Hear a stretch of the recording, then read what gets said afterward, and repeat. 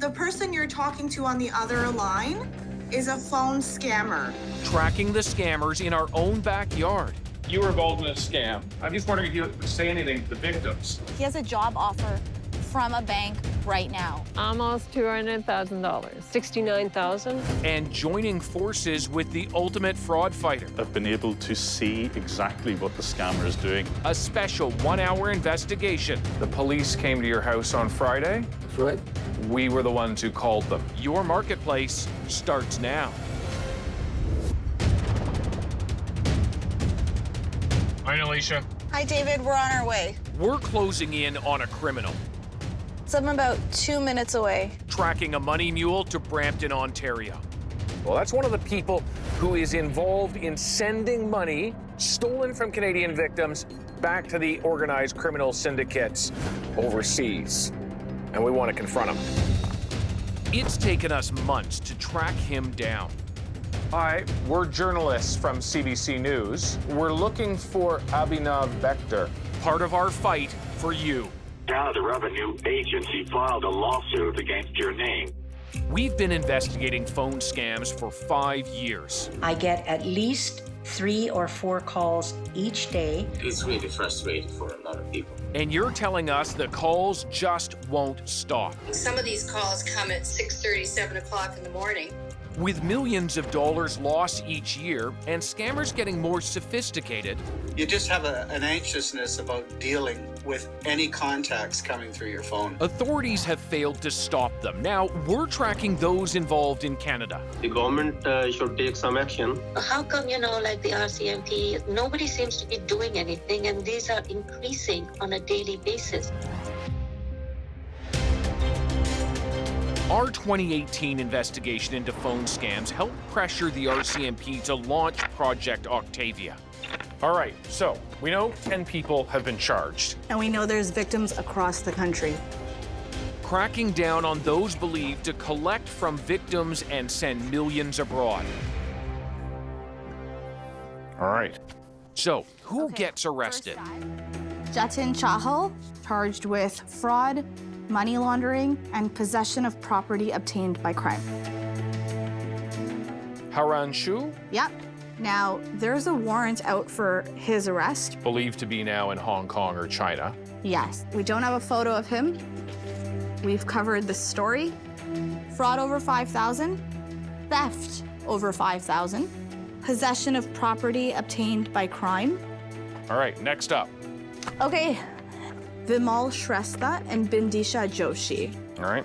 So, fraud over 5,000, possession of proceeds of crime, laundering proceeds of crime, and they're believed to be in Nepal. Chen, Rita. Fraud over 5,000, possession of proceeds of crime, laundering proceeds of crime. And her case is closed. Another person involved in these scams? Abhinav Vector. Monique LaFrance is one of Vector's victims. Monique, there are hundreds of Google Play I cards. know. From different places. She was contacted by an accomplice. He presented himself as a security investigator from the Royal Bank, and he told me that my accounts had been compromised.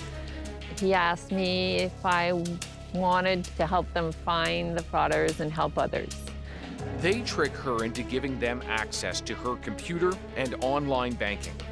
So I gotta ask you, is there ever a time in those days where you thought, this isn't right? Often, but he kept showing me. Every time I questioned it, he kept showing me the amounts that were supposedly in my accounts. What she didn't know? He was stealing from her savings and covering it up by transferring funds from her line of credit into her account, creating a debt that has ended Monique's planned retirement. They took over $150,000 in my margin of credit, and then they took everything we had in our accounts, which is about another maybe $45,000. So almost $200,000. Yeah, almost $200,000. Yeah, I know. It's a crazy thing. That's awful. I really feel for her. And It's such a horrible kind of scam because we're meant to trust our financial institutions, and for people to exploit that and to dupe someone in that way, it's terrible. Financial crimes expert Vanessa Yafola says phone scammers are more sophisticated than ever. What is it about phone scams that make them so hard to stop? Phone scammers are natural psychologists. So these are people who really understand what vulnerabilities other people have.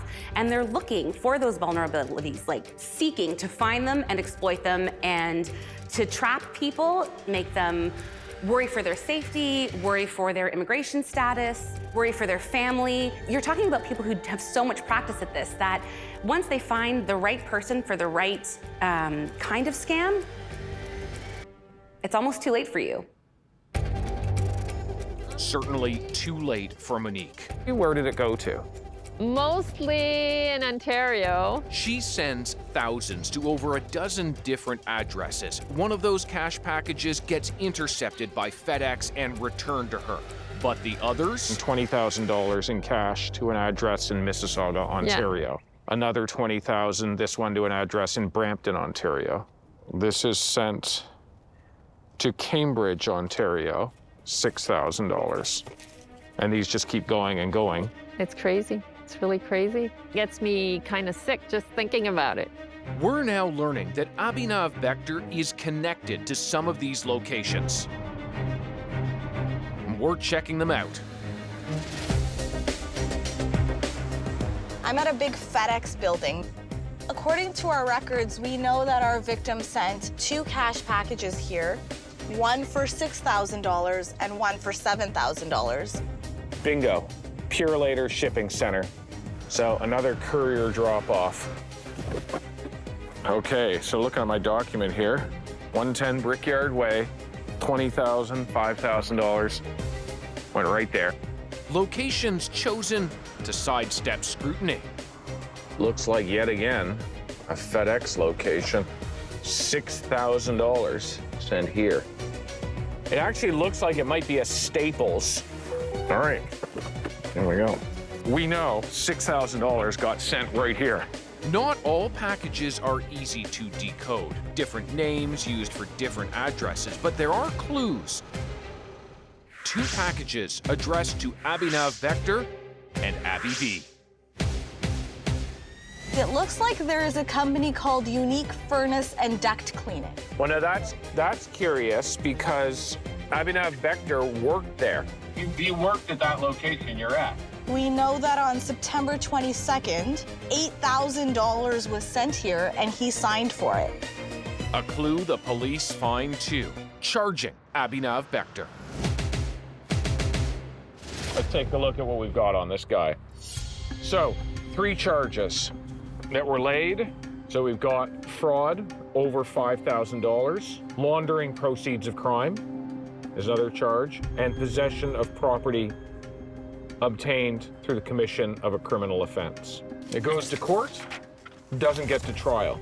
He pleads guilty. He pleads guilty. But he only pleads guilty to one of those charges, and that is essentially possession of stolen property. He completed 50 hours of community service. And he's told not to contact his victims for 12 months. Yeah. Well, he says he was just helping out a friend. He didn't know the bigger picture, I think, is his assertion. What I find interesting is he has a job offer from a bank right now. From a bank? Think about that. A man connected to a massive scam could be working at a bank, and no one would know. Let's also take a look at the victim impact statements. So, victim number 1, I feel personally violated. My whole family now fears for my safety. Victim number 2, lost a lot of my confidence. Feel extremely mad, ashamed, and stressed about this scam. This victim says it took weeks for me to stop shaking. We don't normally come to a residential area to confront someone, but this is an address that was, at the time of the charges, tied to Abhinav Vector. And we're gonna go knock on the door. Hi, we're journalists from CBC News. We're looking for Abhinav Vector. Do you know who he is? You don't know Abhinav Bector? Okay, thank you very much. It seems Bector has moved away, but we'll find him for all those victims. I sort of lost everything, you know? I mean, everything that we worked for is just blown away by these crazy people. I can't understand how they can even think of doing that and look at themselves in the mirror. I don't, how can you hurt people like that? After more searching, we've tracked Bector to an apartment building. He has never apologized directly to the victims of his crime. We want to give him that chance. Abhinav, I'm David Common with CBC Marketplace. I was hoping we can talk to you about the scam that you were involved in. I'm sorry, you were involved in a scam. I'm just wondering if you would say anything to the victims. No, I have nothing. I was not. So there are people who, lost $200,000, who are going to lose their homes, who have to stay working. I'm just wondering if you would say anything further to them, Abhinav. Do you feel sorry for it? Anything you would say to your victims? So, nothing further. Convicted, says in court he's sorry, but certainly wouldn't say it to us. We do learn he's paid restitution to his victims, $55,000, the total amount he says he received. Next up, Naman Grover. But others have yet to see their day in court. Fraud over $5,000, possession of proceeds of crime, laundering proceeds of crime. We zero in on other alleged money mules operating in Canada. He's connected to Bector. And then... Okay, next up, Gurinder Preet and Inderpreet Dhaliwal. Case we know well.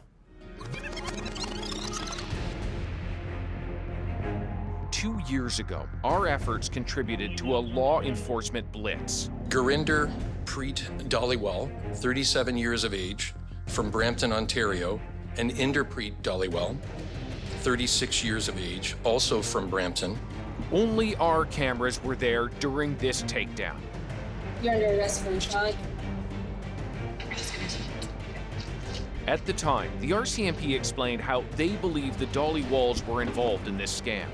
They were essentially money mules or money mule managers that were receiving bags of cash and then essentially dispersing it and making it accessible to those that are running the illegal call centers.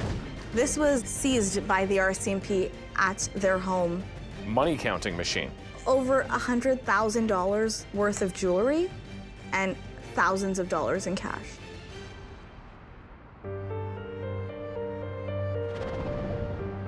One of their alleged victims is Melissa Steele's elderly father. The total is $69,000 is how much he Holy withdrew. moly. Yeah, I know. It's so much. Already struggling with cognitive decline, he lost much of his life savings. He got one of those calls saying that he owed tax money and that he was in trouble. He ended up driving to his bank and taking out money. I think he sent, was it 4 or 5 packets of cash to 2 different addresses in Canada. What does having $69,000 stolen from him mean to your dad's life? It's challenging. He had to move out of his house. He's 86 now, so he's got some health issues. Nothing has been proven in court against the Dhaliwals. Their trial set to take place next year, but we want to speak with them now. Teaming up to fight back. How many victims you'd say? Maybe 300 or 400 people. They're really good at this. Yes, it sounds very legitimate. And I am skeptical and police sergeant for 30 years. Oh boy. Fraud Fighters will be right back.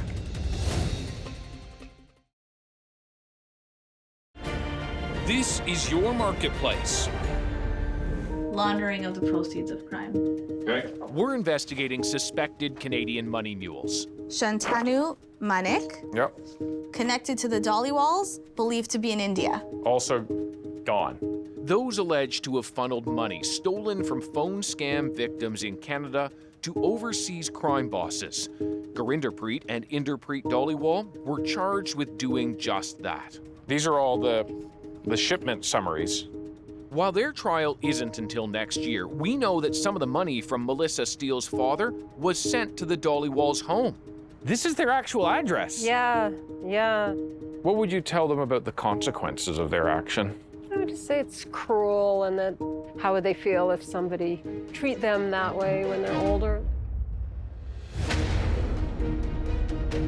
They reject our request to talk, but we've got questions for them. Okay, there she is. Because their alleged victims deserve some answers. Inderpreet Dhaliwal, I'm David Common with CBC Marketplace, and we're doing an investigation about money mules in Canada connected to phone scams. I just wonder if you could explain how so many people sent so much money to your home address. If you don't have an explanation for that, can you say anything to the people who are, potentially losing their homes, who aren't able to retire? No comments. You don't have any comment for what some of those people have been through?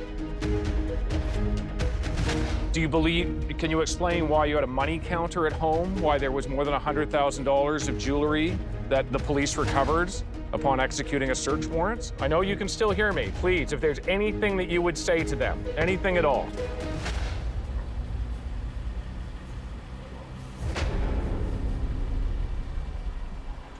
There's a lot of people who have been very hurt. You have nothing to say to them? Nothing to say, no comment. That's the totality of what we got.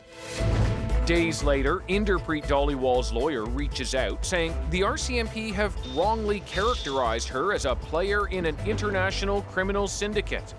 When it comes to phone scams, the Mounties have been promising action for years. It's essentially a national priority investigation. But now, an inside source, a senior RCMP official, tells us phone scam investigations have dropped off their radar. We asked him, what's the status of the RCMP's Financial Crimes Unit? And he said to us, as of January 2021, the RCMP's Financial Crime Units in Ontario were dissolved. Can you give us an update on Project Octavia? There is no further active investigation by the RCMP. You heard right. The unit specifically targeting Canadian scammers is gone. So we said to him, is fighting fraud considered a priority for the RCMP? He said bluntly, it does not appear that way. What does this mean for Canadians who continue to be targeted by these crimes? They will continue to be victimized. They have no recourse. Our sources tell us the RCMP has now dismantled that financial crimes unit. Look, to me, it seems that our public authorities have about as much commitment to policing financial crime as my Tinder dates have to a long-term relationship, by which I mean pretty minimal to none at all. This is very reactionary, it's fly-by-night, it's, oh my gosh, there's public pressure on us, people are looking at us. We've executed this project, it's gone great. Look, we've arrested a few people, we've put all this money into it, but we're not giving you much out. That's not how it's supposed to be. What's the consequence of that? Continued exploitation. It just makes Canada a more attractive place for people to engage in these kinds of scams. If you can do this here and the cops aren't going to come after you and no one's going to detect it, no one's going to police it, no one's going to prosecute it, why would you stop?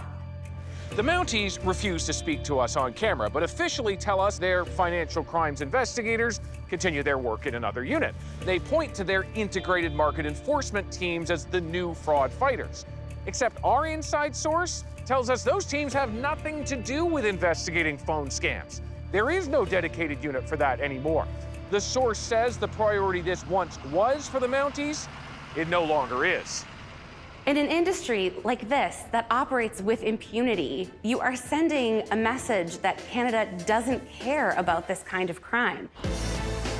Law enforcement may not see this as a priority anymore, but others do. So we're teaming up with famous fraud fighters around the world who are winning against the scammers, taking them down from the inside. It's the police are involved, the politicians are involved. Everybody is getting a slice of this money. The fight against the global scam continues. We've been investigating phone scams for 5 years, and we're not done yet. So if you have a story you'd like to share, let us know. Marketplace@CBC.ca.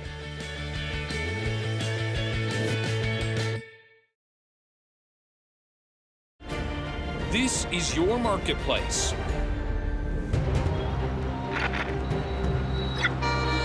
We're taking on a global scam from the inside.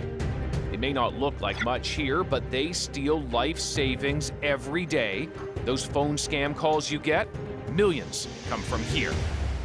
Can I have your date of birth? But this scammer, he's on our side. Are you telling me you're not aware of this case? He's agreed to meet us in New Delhi, and we're protecting his real identity, calling him Casey Hunter because he could be killed for what he's doing now. How many scam centers have you worked at? At least 10. Wow. And targeting which countries? I've done US, I've done Canada, I've done Australia, I've done England. Casey's been working inside India-based scam centers for more than 5 years. And how often do people fall for it? Let's just say in a day, there is always 3-4 that fall for it. Every day? Every day there is somebody. And once they find someone vulnerable, they attack relentlessly, threatening arrest unless a payment is made. I've seen somebody on the phone from like 10 o'clock in the morning till 5 in the evening, constantly on the phone. They're persistent. Yeah. Sometimes these people, they burst into tears. They're like, we've never done this before. We are law-abiding citizens. Casey hears their vulnerability and makes a big decision to flip the script. When did you realize this wasn't the career for you? When you hear these people crying, you know, this is wrong what you're doing. Someone offered me a way out, I took that way out and I started saving people. That someone is a Canadian, a private investigator in Windsor, Ontario. One day I got this phone call, turned out to be Casey Hunter. For his safety, we've agreed not to identify him either. He started to go through his spiel, and I thought, well, this is an interesting character. The PI wants to help Casey stop scamming. Sends him $100. It's a partnership that would eventually save Canadians millions of dollars. Then it just started. I would get these obscure messages, very quiet, very, detailed, saying, hey, quickly do this right now. It's happening right now. Contact this Like person. someone's about to lose money. Someone is losing money right now. They're in the bank as we speak. Stop them, save them. They're going to lose every damn penny of it. Did it work? Oh, it was working.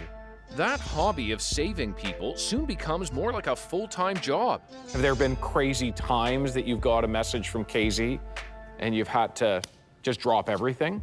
We were in the middle of a snow blizzard, and I got that message from Casey that says, you need to call this one right now. She has $96,000, and they're going to take every penny of it. Call her now. The bottom line was, it was an incredible save. She didn't lose her money. It's not the only big save. Another significant one was the call that came about the lady that was at the TD Bank. Okay, I'm going to just pause you because I'm actually going to play it.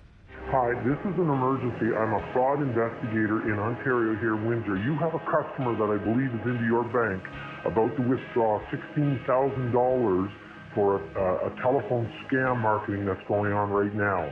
Can you check with your front counter? The bank manager had just approved the wire transfer, and they were ready to send that money when we got through and we stopped that wire transfer from getting through. Yeah, hi. So she did hang up the phone. It gives me the tingles. Every day. There's a lot of those. Phone scamming is tied to organized crime, both here in Canada and overseas in India. And that puts Casey in harm's way. I've been kidnapped, I've been run over, I've had my leg broken. So these are very serious people. This is a big criminal operation that is making money and clearly wants to protect it. Let's just say that it's the police are involved, the politicians are involved, like everybody is getting a slice of this money. So incredible, it sounds like a movie. It sounds like they may have intended to kill him. Yeah, that's exactly what they were doing. But Casey says that's not going to stop him. You think about all the sort of violent response you faced. Why do you still do this? Because it's the right thing to do. I sleep better at night because I know I saved somebody today. How many victims do you think you've saved? Maybe 300 or 400 people. Have you done more to stop scams in Canada than any law enforcement agency in this country? I've definitely put more money back in the hands of Canadians than any law enforcement agency. And they know how much. $3.5 million from being stolen. Back inside the call center, Casey gets a lead on victims in the UK who've fallen into the trap. They're about to pay thousands, and he asks us to help stop the scam.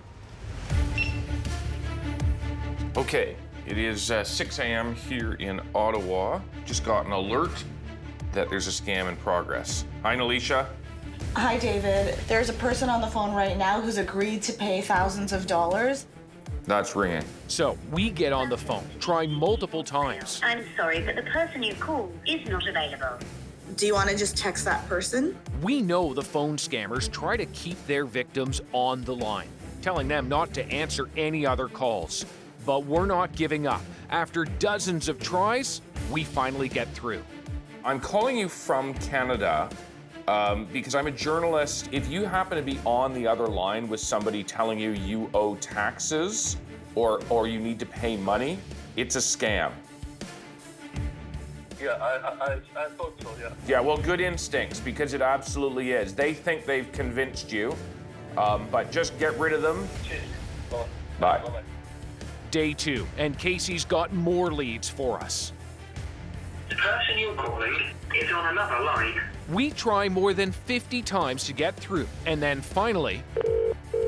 Hello? Hi there.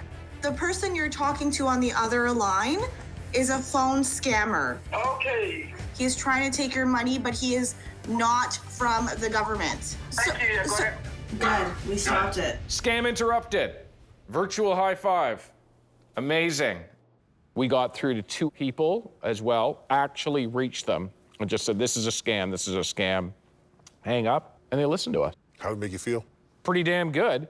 It's one thing when you call and you're saving someone from the UK, but when you get that Canadian on the line, you know, yeah, that's, boom, boom. It's right there. That's exactly it. After months of investigating, we get another alert. This time, it's an elderly Canadian being defrauded. My name is David Common. I'm a journalist with CBC. We have reason to believe you've been contacted by scammers out of India. Can we save him before it's too late? The biggest fraud fighter reveals his secrets. Next on Your Marketplace.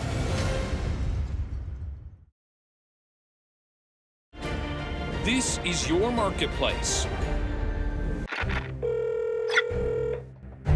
My name is David Common. I'm a journalist with CBC Marketplace. We're in a race against time.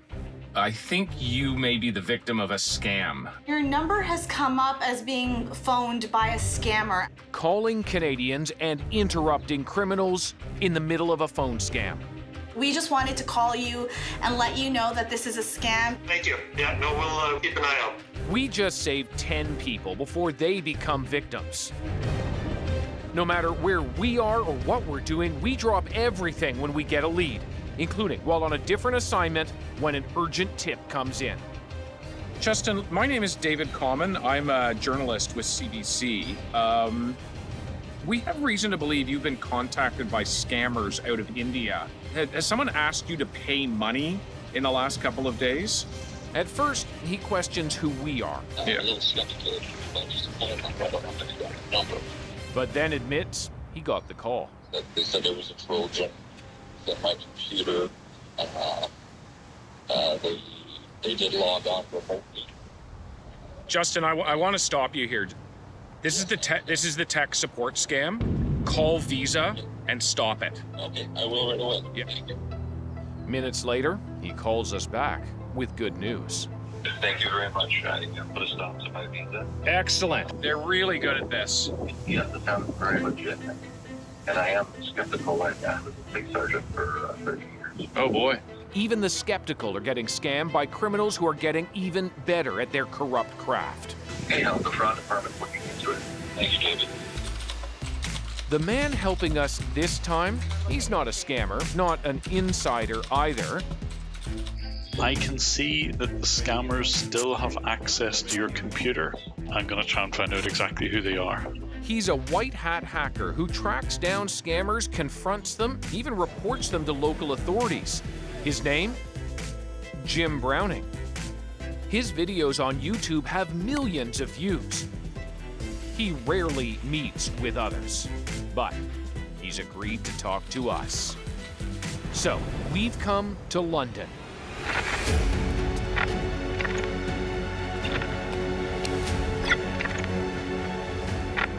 He's giving us an inside look at where scam centers are and who they're targeting so he can stop them. How's a guy get into being one of the biggest fraud fighters in the world?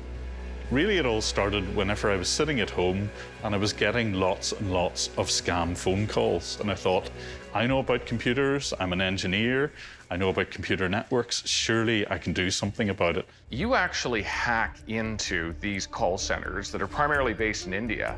How? So they will want to connect to my computer, and because of that, I have a chance to go back to their computer. So in order to open up access to your computer, they have to open the door to their own, and you're taking advantage of that. Exactly. I try to gather as much information about the victim as I can, and I will immediately try to phone that victim.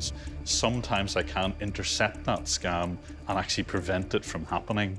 He's so popular, even the fraudsters fear him. What do you think all the scammers out there think about you? Some of them actually recognize my voice, and in fact, I've heard of other people use the word, oh, I'm Jim Browning, or I know about Jim Browning, and as soon as they hear that name, they will hang up the phone call because they will know it might be somebody watching them.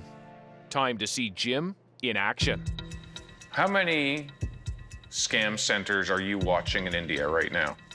At the moment, about 7 or 8. They tend to vary, and in fact, they even vary during various times of the day. So in the morning time, there are fewer countries that they would target. Then the night shift kicks in India, and generally you'll see a lot more scams. Then North America is awake at that point. They can start targeting people in Canada and the US. That's right. Within minutes, we can see a phone scammer trying to convince a victim into paying up. It sounds like she's arranging FedEx or someone claiming to be FedEx to come and pick up a check from this person? That's right. So she has to write a check for over $1,000, and they're going to post it to an address in Texas. There's a UPS store in there. We've seen this before. Mailbox is in there, Money Mule goes in, picks up that money, they're gone. That's right. We have the victim's details, so we should be able to call her and warn her not to send the money. Yeah. Hello, with Barbara. My name is David Coleman. I'm an investigative journalist with Canadian Television. The person you just hung up with is a scammer. You don't owe any money. They're trying to steal money from you. Really? Really, yeah. We're in the middle of an investigation into these scammers, and just by chance, we came across your call. We got someone helping us who's able to see inside. Are you able to just turn the computer off completely? Yeah? Yeah. How can you see it, too? So here's what, I know. I don't understand. I know, it's all crazy, and I barely understand it myself, Barbara. Here's the deal. The scammers who are in India put some software on your computer that allows them to see what's on your computer. But secretly, we've put something on their computers which allows us to see what's on their computer. I need to tear up this check. If FedEx shows up, tell them, no thank you, I don't have anything for you. Is that? You've got it exactly right, Barbara. You've got it exactly right. Okay, so I appreciate hearing from you. We're on the line with Barbara, but there's another fraudster trying to steal thousands, this time from an elderly woman in Sudbury, Ontario. Hello? Hi, is this Lorraine? Yes? So my producer tries to stop them. Hi, Lorraine. My name is Nelisha, and I am a journalist from CBC. I'm calling because I believe you may be on the phone or have been recently with someone alleging you owe thousands of dollars. Is that correct? Okay, I just wanted to call and let you know that that is a scam, and the person you've been speaking with is a phone scammer. And I just want to make sure that you're not going to pay them any money. So I'll just disregard them then. Were you on the phone call with them when I called you?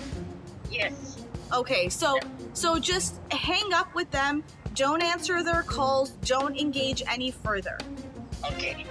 Thank you very much. Months later, we traveled to Sudbury, Ontario to meet up with Lorraine. He said something about I had overpaid something. I said, well, how could I pay? I know I paid my bill, but I paid what it was. And he said, no, there's $140 that comes to you. That's when Alicia called, and she said, this is a scam. Yes. He said, close your computer, that's a scam. You think they were trying to take $1,000 from you? Yeah. Which is a lot of money. Well, yeah. But here's the thing. Because we could see inside the scamming operation, we know what they were trying to get from you. $38,000. Oh. Well, if you could have went to my bank account. Yeah. I'm so thankful for an Alicia. Like, every day I say thank you. Do you do shopping from Amazon? Yes. Kindly log into your Amazon Canada. Jim sees another Canadian being hooked in right now. You have reached the voicemail box of... While we try to interrupt the call... Are you David Common? No. Well, that's what's coming in right now. Jim can see the scam playing out in real time because the scammers have hacked into the victim's webcam. And Jim has hacked into theirs. Try again.